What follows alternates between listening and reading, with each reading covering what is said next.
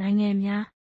Kingdom ဆိုတာဓာတ်မိန့်ရဲ့ခွဲထွက်လာတဲ့အစိတ်အပိုင်းတစ်ခုဖြစ်ပါတယ်။သက်ရှိတွေကိုခွဲခြားထားပြီး Kingdom 6 ခုအနက်ကတစ်ခုခုမှာထည့်သွင်းထားပါတယ်။ Bacteria, Archaea နဲ့ Eukarya ဆိုတဲ့ domain 3 ခုဟာသက်ရှိတွေရဲ့သမိုင်းဦးကာလအစောပိုင်းမှာကွဲထွက်သွားခဲ့ပါတယ်။ထို့နောက်မှာတော့မတူညီတဲ့သက်ရှိအမျိုးအစားသစ်တွေအများကြီးဆင့်ကဲပြောင်းလဲလာခဲ့ပါတယ်။ဒီ Kingdom တစ်ခုစီမှာသူတို့ပိုင်ဆိုင်တဲ့ကိုယ်ပိုင်လက္ခဏာတွေရှိကြပါတယ်။သက်ရှိများ၏နိုင်ငံများ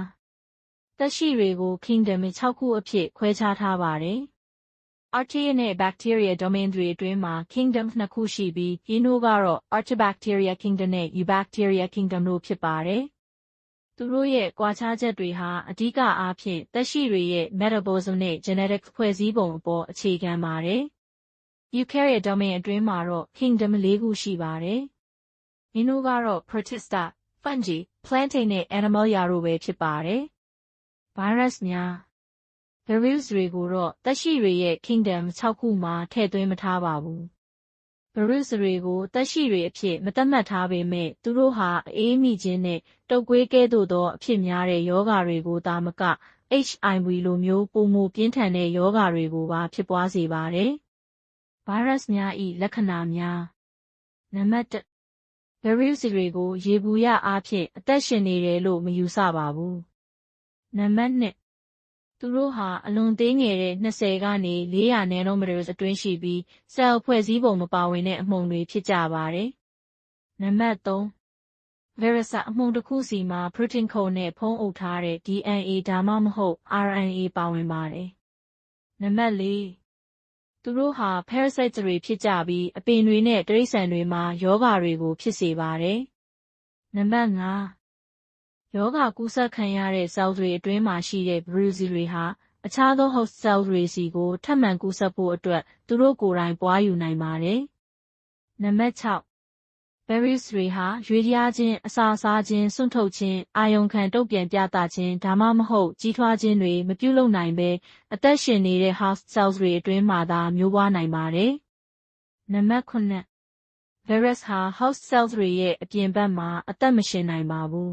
။ဇယား 1.1 Kingdom 6 ခု၏လက္ခဏာများ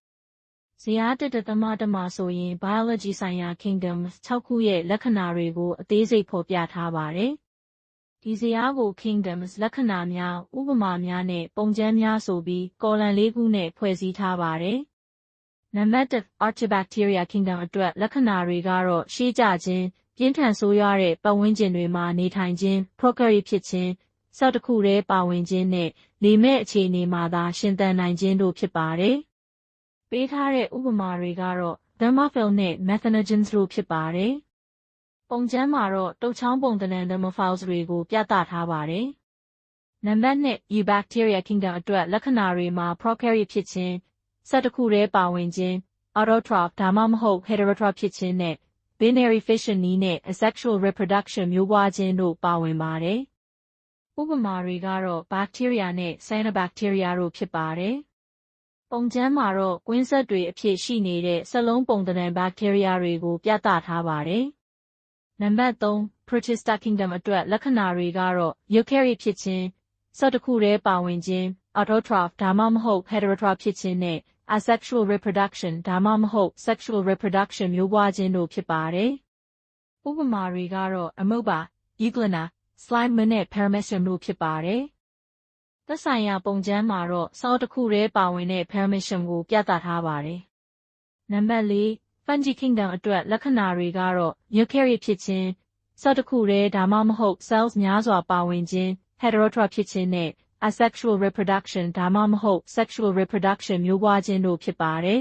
။ဥပမာတွေကတော့ yeast, rhizopus, mushroom တို့ဖြစ်ပါတယ်။ပုံကျမ်းမှာတော့မှိုတပွင့်ကိုပြသထားပါတယ်။နံပါတ် Plantae Kingdom အတွက်လက္ခဏာတွေမှာ eukaryote ဖြစ်ခြင်း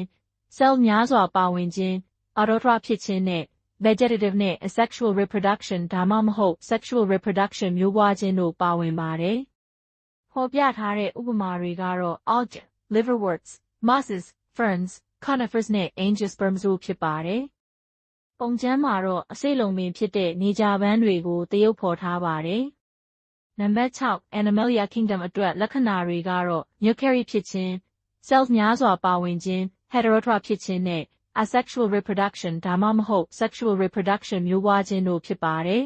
။ဥပမာတွေကတော့တီကောင်တွေအင်းဆက်တွေငါးငှက်တွေနဲ့နိုးတိုက်သတ္တဝါတွေဖြစ်ပါတယ်။ပုံကျမ်းမှာတော့နိုးတိုက်သတ္တဝါဖြစ်တဲ့ကြားကိုပြသထားပါတယ်။ပုံ1.1အမျိုးအစားခွဲခြားခြင်းရှိနယ်ပယ်3ခုနဲ့နိုင်ငံ6ခုအကြားဆက်ဆက်မှုပုံ1.1ဟာ domains တွေနဲ့ kingdoms တွေအကြားအဆင့်ဆင့်ဆက်ဆက်မှုကိုသရုပ်ဖော်ထားတဲ့လုပ်ငန်းစဉ်ပြပုံတစ်ခုဖြစ်ပါတယ်။ထိပ်ဆုံးမှာသက်ရှိတွေဟာ domain 3ခုဖြစ်တဲ့ archaea, bacteria နဲ့ eukarya အဖြစ်ကိုခွဲထွက်သွားပါတယ်။ဒီ domains တွေဟာ kingdoms 6ခုအဖြစ်ကိုထပ်မံခွဲထွက်သွားပါတယ်။ archaea domain ဟာ archaebacteria kingdom စီကိုဓာတ်ရိုက်ညွှန်ပြနေပါတယ်။ bacteria domain ဟာ eubacteria kingdom စီကိုဓာတ်ရိုက်ညွှန်ပြနေပါတယ်။ eukarya domain ကတော့ protista, fungi, planta နဲ့ animalia ဆိုပြီး kingdom 4ခုအဖြစ်ခွဲထွက်သွားပါတယ်။ပုံ1.2တုပ်ကွေး virus တစ်ခု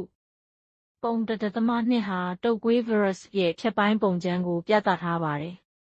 ဒင်းကိုစက်လုံးပုံသဏ္ဍာန်အမှုန်တစ်ခုအဖြစ်သရုပ်ဖော်ထားပါတယ်။သူ့ရဲ့အပြင်ဘက်မျက်နှာပြင်မှာ proteins လို့အမည်တပ်ထားတဲ့စူးကျွန်ပုံသဏ္ဍာန်တွေအများကြီးရှိပါတယ်။စက်လုံးရဲ့ဗဟိုအူတိုင်အတွင်းမှာ genetic material ဖြစ်တဲ့ RNA လို့အမည်တပ်ထားတဲ့ရစ်ခွေနေတဲ့ကြိုးပုံသဏ္ဍာန်ဖွဲ့စည်းပုံတစ်ခုရှိပါတယ်။အောက်ခြေညာဘက်ထောက်မှာအရွယ်အစား10 nanometer ဖြစ်ကြောင်းဖော်ပြထားတဲ့စကေးပါးတစ်ခုကိုပေးထားပါတယ်။